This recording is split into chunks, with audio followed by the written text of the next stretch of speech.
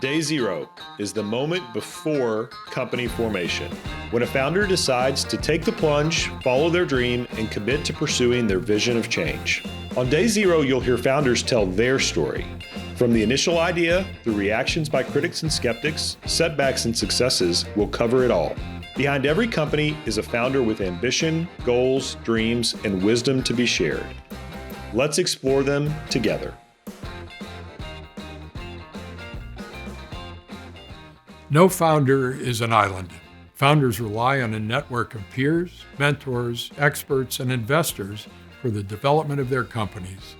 Finding partnerships at work can be a daunting task, but it's fundamental to success.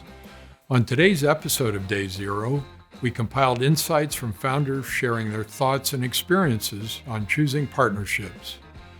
To begin, we'll hear from Chris Severn, the co-founder and CEO of Turquoise Health. Next, we'll turn to Brad Smith, who's the president and CEO of Russell Street Ventures. To wrap up, we'll hear from Tom Stanis, the founder and CEO of Story Health and the former co-founder of Verily Life Sciences. Let's start with Chris Severn. I pitched everything with a double bottom line. So I'd say, hey, we want to do this price transparency thing, and we want to be loyal to the economics, the future economics of healthcare. That means that we care about the prices of healthcare going down. We care about simplification of how rates are quoted, and we'll say no to things. So we'll say no to a customer who wants us to do this. We'll say no to folks that want us to support the status quo. And I went into those investor conversations with that as my boundaries, I guess. And so there were a few investors that said, hey, sounds like you guys really know this underpayment space and the mining of hospital claims to find payment anomalies. Can you just do that? And it was tempting because they would say, we'll give you money if you just do that. But this price transparency thing, that law will never last, or that'll never go through. We were raising last year when the law hadn't officially gone through. And so I think we said no to a few that were trying to pull us in this old direction where we already were at.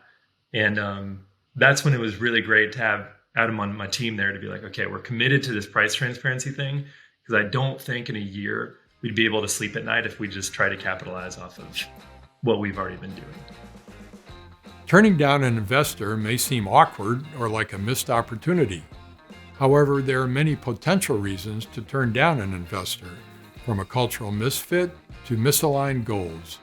As a founder, it's important to be honest with yourself about what you're seeking. Chris had a vision of price transparency. While this meant turning down some investors, he and his co-founder were ultimately able to find partners that shared their mission. Next, let's turn to Brad Smith.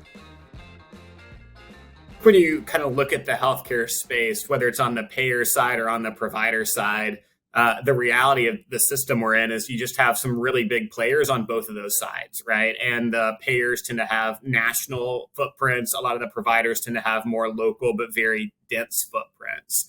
And I think if you're going to kind of innovate in this space, you kind of have to accept kind of how the landscape looks today. It doesn't mean you can't try to disrupt those massively, but that's very hard. You know, what I've kind of found, and this is probably more on the payer side, but probably true on the provider side too, is that people understand the healthcare world is evolving a lot and is changing a lot. And what I've also seen kind of being inside of some of these places is the places where, large organizations can really add value are combining things together, leveraging their scale, but starting something from scratch and really innovating from that very early phase. It's not to say it's impossible, but it's not very easy. And it's kind of antithetical, honestly, to kind of some of the structures they put in place to make other kinds of decisions that are really important for them. So it doesn't mean that some of these startups can't go against the incumbent in a more direct way, and maybe some of them will have success. But I think at least the path you've picked and the path I encourage folks to think about is like this kind of partnership path, because I think it really is a 1 + 1 makes 3 kind of thing. Verbiage about entrepreneurship focuses on new entrants and industry disruption. However, Brad points out that partnering with existing incumbents is sometimes an excellent option. And it's an option that might be better suited to the unique features of the healthcare industry. To wrap up, let's hear from Tom Stanis. I would say at Google, right, you've got a great source of capital, right? You didn't have to worry about that as much. So you also have an amazing brand that opens basically any door you want. That's a great benefit to have. So it was great. Anytime you would ask someone to take your call, they would take your call, and it's an amazing superpower that I think is a wonderful thing to have. The other thing you have is, frankly, like great access to technology and resources, right? So those three things are the particularly valuable things about starting something inside of Google. Now, the downsides is you're going to be a hobby project, frankly, right? So this is one of the things that a lot of times you're going to have a challenge at big companies is there's a core business. And at the end of the day, when things are going well, there's an interest in doing more things, doing things great. When things are not going well, guess what are the first things to go? It's all the hobby projects are the first things to go. So you have to think about that and say, do I want to be the center of attention, or do I want to be on the outskirts? And that's, I think, one of the harder things about doing things at a large company. The other thing you have to think about is, do you want to match the state of what you're building with the state of the company that you're building, right? So if you are trying to build something nimble, experiment very quickly, try new things, and you have a big company that's a lot of process that's trying to protect itself from various things, those things can be mismatched a lot of times.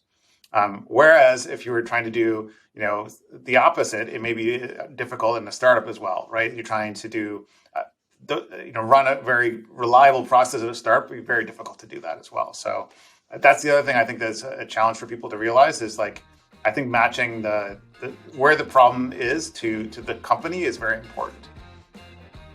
There are pros and cons associated with partnering with an existing company or going independent. The choice is ultimately yours. For founders, it's important to find partners that add value and make a good fit with your unique company. The right path will look different for different founders. If you want to learn more about navigating relationships as a founder, follow along with us on Day Zero as we explore the wisdom, ambitions, and visions of healthcare entrepreneurs.